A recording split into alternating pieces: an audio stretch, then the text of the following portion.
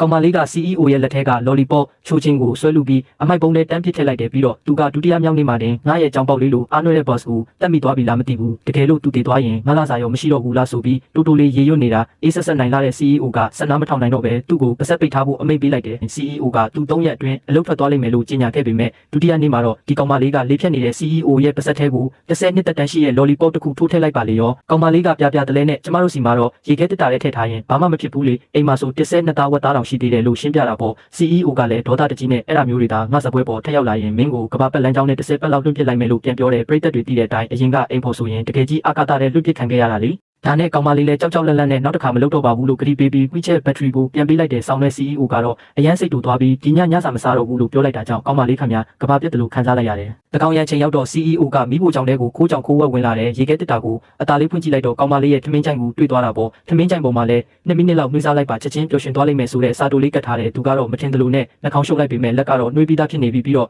အငမ်းမရစပွဲတောက်လိုက်ပြီးနှမျောလို့စားလိုက်တာပါလို့တကိုယ်တည်းရေရွတ်နေသေးတယ်ပြီးတော့မနှက်စာပါစားခြင်းလဲဆိုတာကိုစားလေးရေးခဲ့သေးတာတစ်ဖက်မှာတော့ CEO ရဲ့မောင်လေးကအကူဖြစ်သူရဲ့အလုပ်တွေကိုပါဝိုင်းလုပ်ပေးနေရလို့အလုပ်ပုံထဲမှာနစ်ရှာတယ်သူစိတ်တက်ကြခါနေအချိန်မှာပဲ CEO တခုခုစားလိုက်ပြီးဆိုတဲ့ notification တက်လာတာနဲ့ဝမ်းသာလုံးလို့ငိုးပါလေရောတကယ်တော့ lollipop ကတက်တန်းကုန်နေတာမဟုတ်ပါဘူးသူကိုယ်တိုင်လွန်ခဲ့တဲ့2ရက်ကမှရေခဲတက်တာလေးထည့်ထားတာပါအဲ့ဒါနဲ့သူကကောင်မလေးကို bonus ပေးဖို့စဉ်းစားလိုက်ပေမဲ့သူ့ lollipop ကိုစားလိုက်တာတတိယသွားလို့ဒဏ်ငွေ90ဖြတ်လိုက်ပါတော့တယ်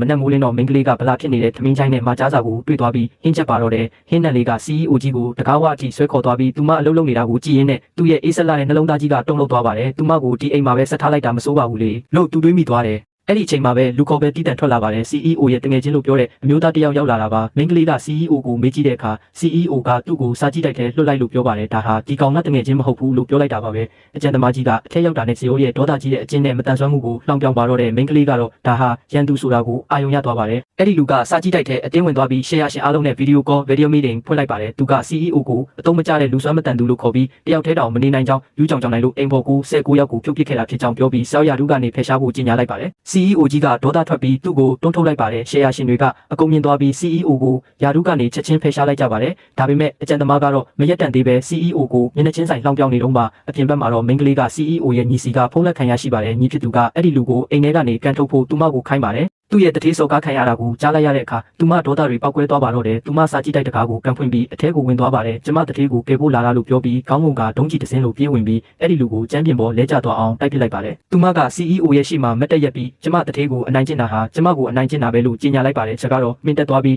အကြံသမားကတော့ဝင်မပါနဲ့လို့အော်ဟစ်နေပါတယ်သူမကရှေ့တိုးလာပြီးသူ့ကိစ္စဟာကျမကိစ္စပဲလို့ပြောကအဲ့ဒီလူကိုအပြင်ကိုဆွဲထုတ်ပစ်မယ်လို့ချင်းချောက်လိုက်ပါတယ်အဲ့ဒီလူကရေမောပြီးဒီလိုတေးကွေးအိမ်ဖော်မလေးကငါ့ကိုဘာလုပ်နိုင်မှာလဲလို့ထင်နေတော့မှပဲ